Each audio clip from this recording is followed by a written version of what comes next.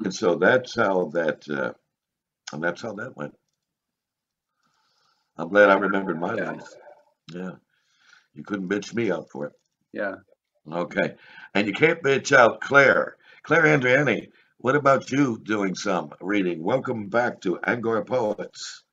Haven't seen you Yeah, in a while, and we missed you. yeah, I missed you too. I'm really Okay. happy to be back. Okay.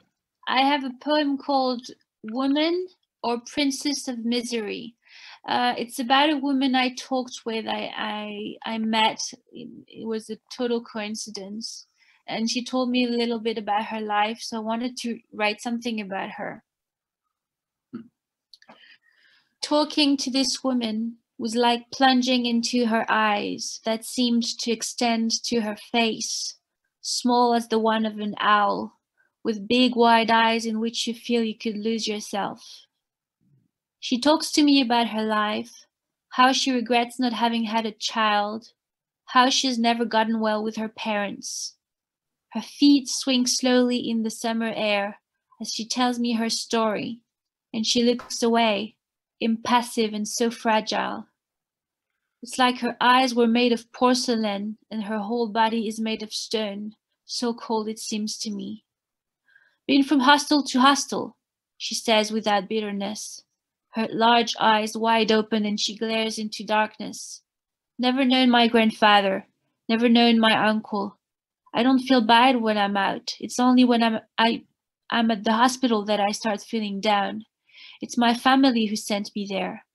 I don't get on well with my doctor. He doesn't understand me, she concludes, blowing smoke from her cigarette. The smoke forms white shapes in the night that seem to pursue her discourse silently. Do you want coffee? She asks. No thanks, I answer. She leaves. Her very long legs walk one after the other, supporting an enormous belly that she hides behind her folded arms. A wave of pain and a misunderstanding surrounds her, the bitter taste of fate grinning, while she smiles with her absent teeth. When she does, all her face seems to light up and it transforms her. She's beaming from inside like a child. She looks away ahead of her. She has a great posture, her neck holding her head as though she was a princess, the princess of misery. Ooh, okay. All right. Well, that's an avid description of a situation of a woman. Mhm. Yeah. Okay. So I invite you to do poem number 2, please. Yeah, and poem number 2 is called Another Spring. The sky lingers in my head as my dreams do. The sweet breeze of summer comes past the window and is like a warm hand taking me by the elbow and telling me, "Go out!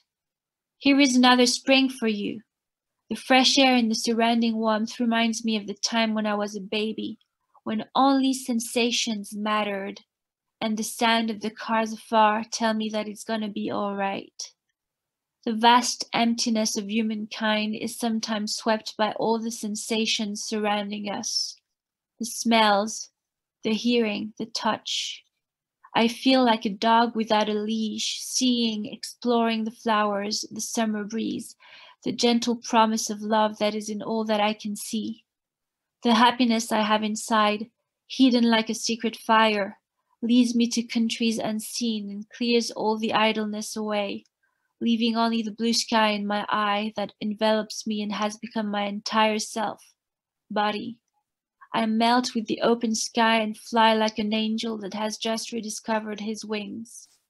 I am surprised and yet do not doubt of the power and awakening of yet another spring. Bravo. All right. Oh, That was very fantastic. nice. Very, Yeah. very nice. Okay. Thank you. Wow. Thank you. So Beautiful. now if we could ask you to do Three's a Charm, Claire. Yeah, Through the Charm is another portrait of an old woman that I observed in the metro sitting. And it was very weird because I saw her 2 days in a row at the exact same place. So I just figured out that she was not moving. I mean, she was just standing there all day long, day after day. So it's called The Old Woman. She looked beyond the door as if the present was escaping her, gliding between her fingers. Her white hair stands on her head like malevolent soldiers, and she's looking ahead of her, sat on this chair, her eyes dead, the expression fixed on her face as though she was going to be executed. Her eyes are like two hollows in which the outer world lives. She is inside out like an old coat. Her legs are immobile and stiff like two candlesticks without fire. The flame has gone since her childhood, and hopeless hope reflects on her pale and thin grey hair, and she looks ahead of her like an absent mannequin, desperate. Wow, okay. Visions of Edward Hopper putting this to visual image.